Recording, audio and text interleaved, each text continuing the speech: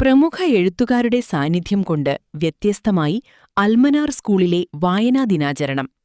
പ്രശസ്ത എഴുത്തുകാരായ KPF Khan, MSA Razak, Jafar കോന്നച്ചാടത്ത് എന്നിവർ സ്കൂളിലെ റീഡേഴ്സ് ഹബ് അംഗങ്ങളായ കുട്ടികളുമായി സംവദിച്ചു.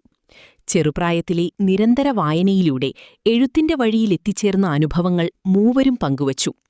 കുട്ടികളിൽ നിന്നുള്ള കൗതുകമൂറുന്ന ചോദ്യങ്ങൾക്ക് എഴുത്തുകാർ മറുപടി നൽകി. Professor AM Rasheed മോഡറേറ്ററായിരുന്നു.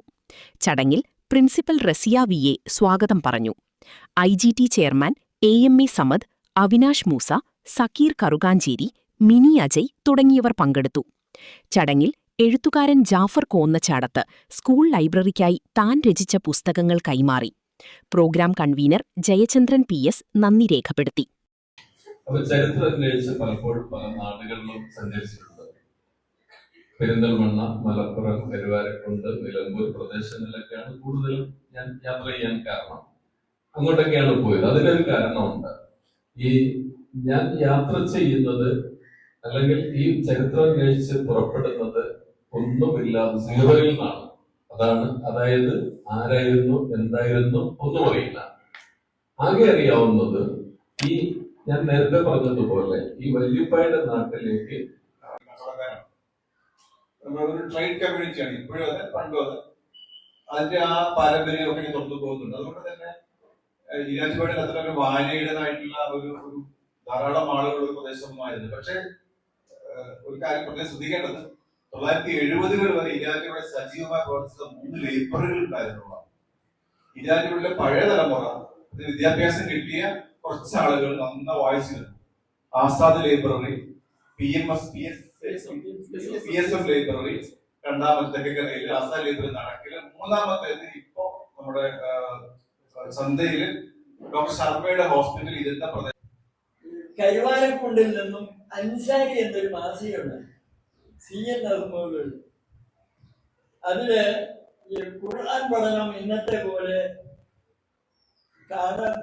വായിത്തായിട്ട് പഠിക്കുകയല്ല വേണ്ടത്. അത് തന്നെ പല കേരളത്തിൽ അങ്ങോളം ഇങ്ങോളം യാത്ര ചെയ്തിട്ടുള്ളതാണ്.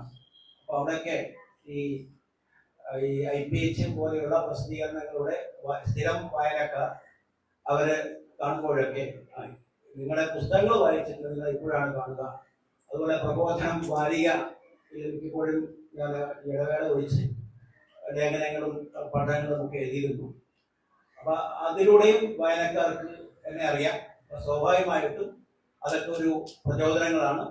പിന്നെ ഫിനാൻഷ്യൽ ആയിട്ടുള്ള ഒരു ലേഖനം ട്രാൻസ്ലേറ്റ് ചെയ്ത് കൊടുത്താൽ അല്ലെങ്കിൽ ലേഖനം എഴുതിയാൽ IPH അതിൻ്റെതായ പ്രബോധനവും ചന്ദ്രികയും ഒക്കെ പത്രങ്ങളൊക്കെ അതിൻ്റെതായ പൈസ നമുക്ക് അയച്ചു തരും. അത് ചെറിയ ഒരു പണം ആണെങ്കിൽ തന്നെയും അതൊരു പ്രോത്സാഹനം ആണ്. ആ നിലയിൽ വളരെയധികം പ്രചോദനമാണ് ഉണ്ടായിട്ടുള്ളത്.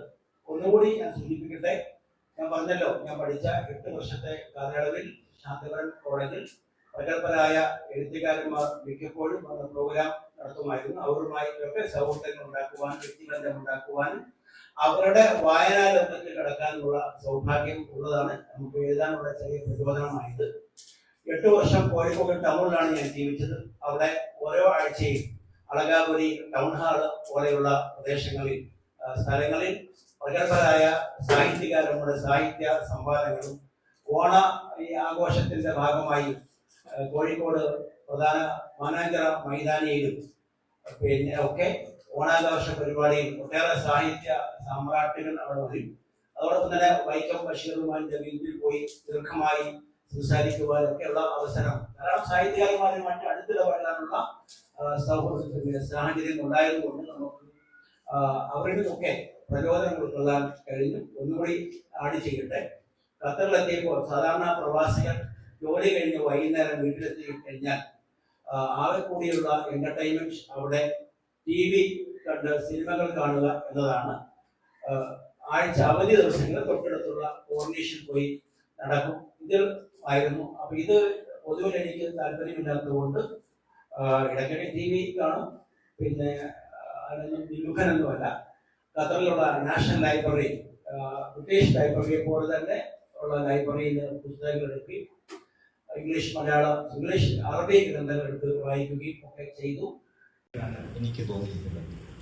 തീർച്ചയായും ഇവിടെ ഖാൻ സാർ സ്വാതന്ത്ര്യത്തിന് മുൻപ് പൗരധ്വനി എന്നുള്ള പത്രം വായിക്കാനിടയായതും ആ പത്രം വായിച്ച് പിന്നീട് വായനയുടെ ലോകത്തേക്ക്